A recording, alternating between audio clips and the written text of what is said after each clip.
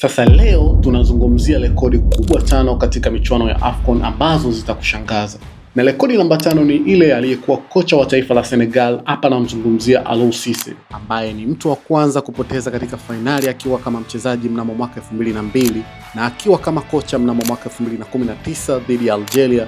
Vile vile akafanikiwa kushinda taji hilo kama kocha mnamo mwaka 2021. Rekodi namba 4 inashikiliwa na timu ya taifa ya Misri ambayo inashikilia rekodi ya kutoa kombe la AFCON mara nyingi zaidi, ikiwa imetoa kombe hili mara 7, ikifuatiwa na Cameroon mara 5, Ghana mara 4, Nigeria mara 3, Ivory Coast, DR Congo mara 2 na kwa Senegal mpaka mahakama itakapoamua, ila kwa sasa wanahesabiwa kombe moja. Na rekodi namba 3 inamgusa moja kwa moja Samuel Eto'o, ambaye ndio mchezaji anashikilia rekodi ya kuwa mfungaji bora zaidi wa mashindano ya AFCON kwa wakati wote, akiwa na rekodi ya kufunga mabao 18. Rekodi namba 2 ni ya goalkeeper gwiji na mkongwe wa taifa la Misri. Ndiye mchezaji anayeshikilia rekodi ya kuwa mchezaji mwenye umri mkubwa zaidi kuwahi kucheza katika mashindano ya AFCON, ambapo alicheza akiwa na umri wa miaka 44 na siku 21 mwaka 2017 walipocheza dhidi ya taifa la Cameroon. Rekodi namba 1 inaenda kwa Ahmed Hassan wa taifa la Misri na Rigobert Song wa taifa la Cameroon, ambao ndio wanashikilia rekodi ya kuwa wachezaji waliocheza michuano ya AFCON mara nyingi zaidi, wakiwa wameshiriki mara 8 kwa kila mmoja. Na Ahmed Hassan ndio mchezaji pekee kupata tuzo ya mchezaji bora mara 2 katika michuano ya AFCON ambazo alipata mwaka 2006 na mwaka 2010.